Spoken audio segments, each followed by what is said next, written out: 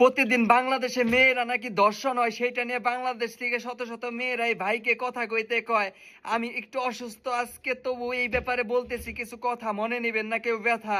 হে বাংলার নারী, তোমরা একজন নারী হয়ে জামাইয়ের সংসারে আগুন জ্বালাইতে পারো, একজন নারী হয়ে পাঁচ বেড়ার লগে প্রেম করে পাঁচ বেড়ার জীবন ধ্বংস করতে পারো। তোমরা নারীরা ধর্ষণ হইলে একটা দর্শকের বিরুদ্ধে ডাইরেক্ট কেন অ্যাকশন নিতে পারো না? ডাইরেক্ট কেন তোমরা প্রতিবাদ গড়ে তুলতে পারো না? তোমরা নারীরা রাস্তায় বের হয়ে সিগারেট খাওয়ার অধিকার চাও, তোমরা নারীরা রাস্তায় মিছিল করো, ছেলে মেয়ের সমান অধিকার চাও, একটা দর্শককে হত্যা করতে কেন তোমরা ভয় পাও?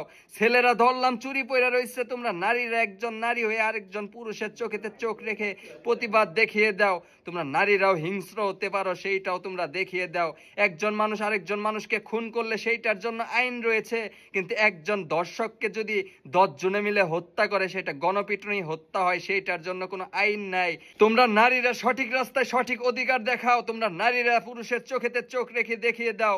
তোমরা নারীরা যদি এই সব দর্শকদের ডাইরেক্ট হত্যা করতে পারো, আমি প্রবাসী হয়ে কথা দিলাম, আমি প্রবাসী সবসময় তোমাদের বোন পাশে থাকবো।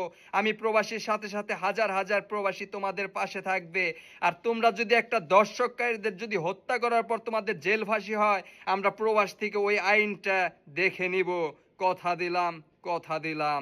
নারী জাগো জাগো, নিজেদের ইজ্জতের মূল্য নিজেরা বুঝো। নিজেদের ইজ্জতের কোনো মানহানি হইলে নিজেরাই ডাইরেক্ট অ্যাকশন নাও, নিজেরাই প্রতিবাদ গড়ে তোলো।